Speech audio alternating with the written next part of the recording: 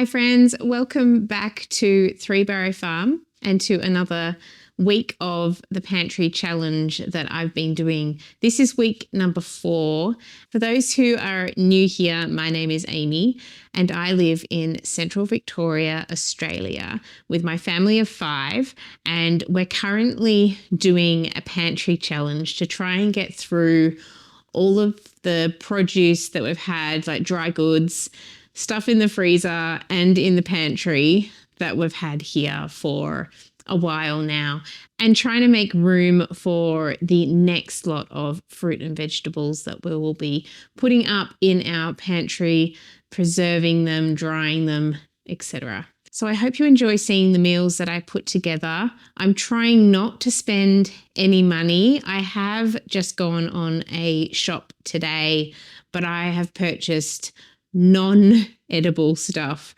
So I did buy some milk. We are buying goats and cow milk at the moment, and we have purchased a few other dairy products that some of my family enjoy. I've purchased some feta cheese, which I truly enjoy, and this is just helping us use up what we have. So what I'm really trying to do at the moment is get through the deep freezer and work through some of the items that have been in that freezer for around 4 to 6 months now. So I have already processed bones into bone broth twice during this challenge, and I've now got a good amount of bone broth in my home house freezer. I will be moving some of those containers of bone broth into the deep freezer eventually, but I want to get to a point where I can sort through the deep freeze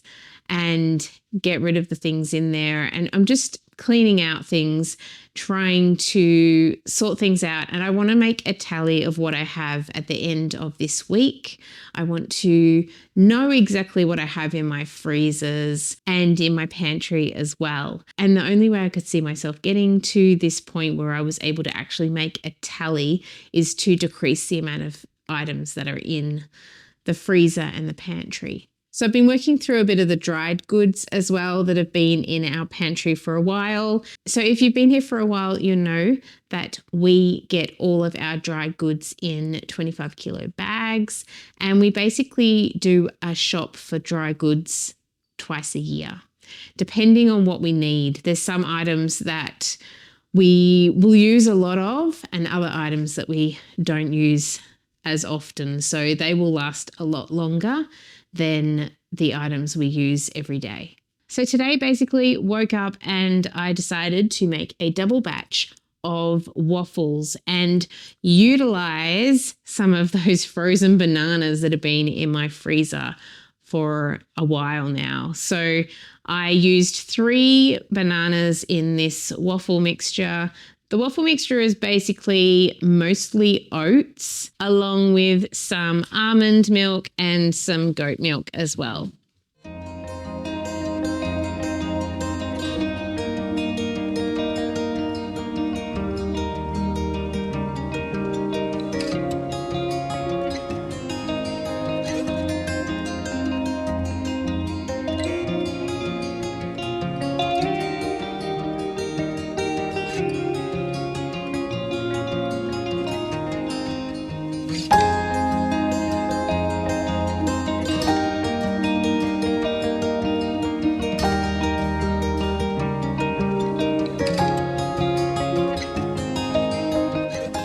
And then I worked today, so I just threw together some leftovers. I heated them in this pan. This is my favorite way to heat my meals at the moment.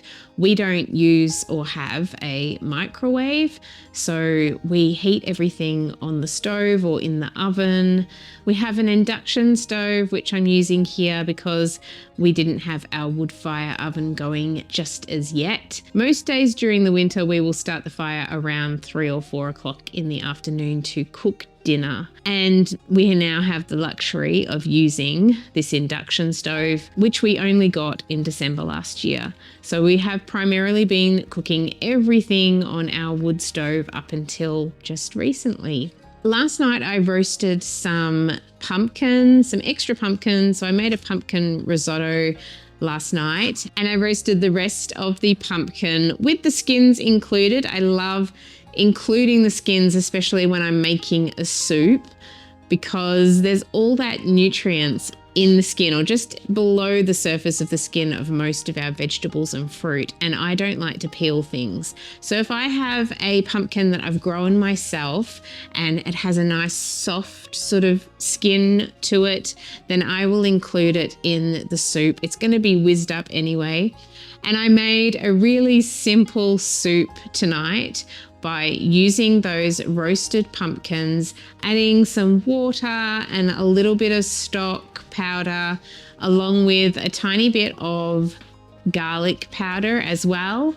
And I whizzed it all up and then heated it up in the Thermomix. So we had a really quick meal tonight after I finished work. I got home and I got straight into making it, and now my kids are off at their sports tonight. So it was really, really simple and really great to get that together.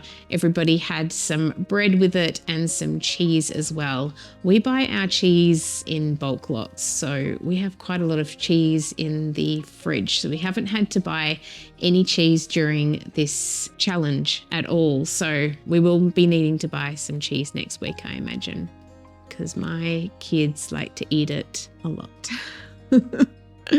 We like our cheese in this house. Okay, one thing I did purchase today that's food is this milk powder. I've never purchased milk powder before. The skim milk was the only one that was just pure milk. The full cream milk has additives in it, emulsifiers in it, so soy emulsifiers. So I got the skim milk, and I got this because my kids, I think my husband maybe quite a few years ago purchased a can, I guess you call it a can of Milo, and it has been sitting in our house for ages, and all of a sudden my kids have decided that they really like Milo. And I'm not keen on all of the ingredients in Milo. I mean, it's pretty clean, but it's the way it's made. It's not completely pure. So I'm going to make some hot chocolate powder tonight. And then when my kids come home from their sport this evening, they can have a hot chocolate. So I already had other ingredients. I've already got cacao powder. So I've got 2 packets of those, and I've got sugar as well. I found a recipe online, and I will put it in the description below. So this recipe asks for a cup of all of these ingredients. So each of these ingredients, it asks for powdered sugar. So I am going to whiz this in my Thermomix, and it will be whizzed into a powder. So it's basically whizzed into an icing sugar consistency. And then this recipe also has 1 teaspoon of cornstarch and half a teaspoon of salt. So I'm going to add these all together, put them in a jar, and we'll see if the kids like it.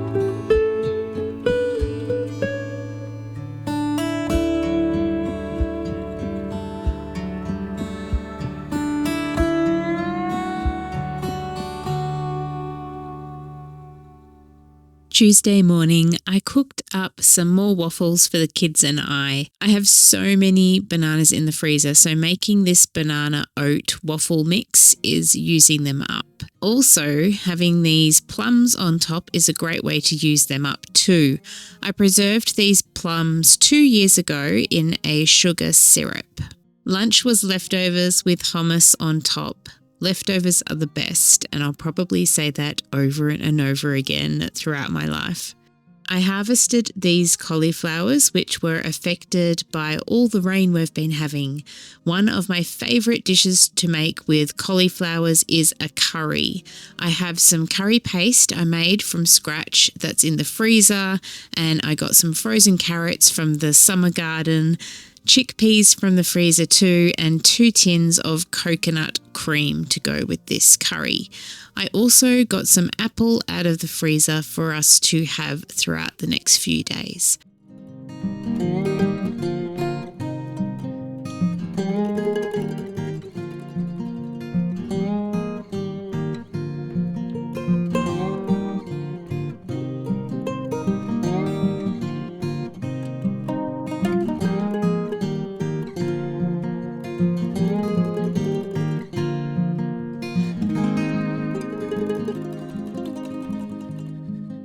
I like to fry the curry paste and the carrots together first, and then I just add everything else to the pot and let it cook until the cauliflower is cooked all the way.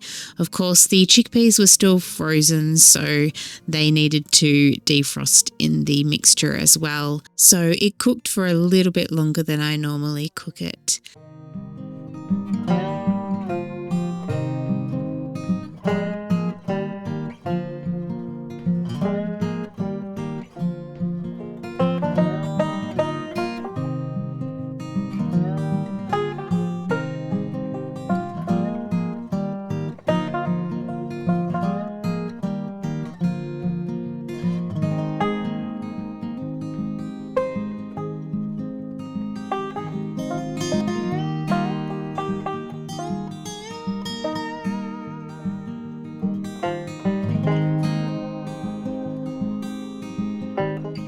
On Wednesday, I changed it up by making porridge for breakfast, and I had the last plum in the bottle on top of my porridge.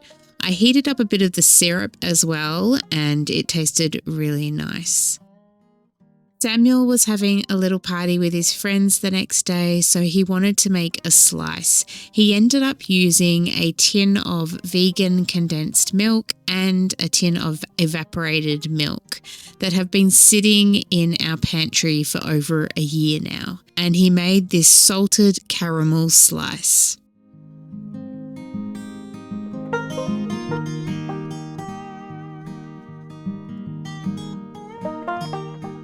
For dinner, I cooked up some greens from the garden, mostly sprouted broccoli, but also some brassica and kale leaves as well. I grabbed some lentil burgers from the freezer that I made the week prior and cooked them up, and then made a simple millet salad. That's all for this week, friends. I wasn't able to film the rest of the week's meals as things got a bit busy. I hope you have a lovely day, and I will see you again soon.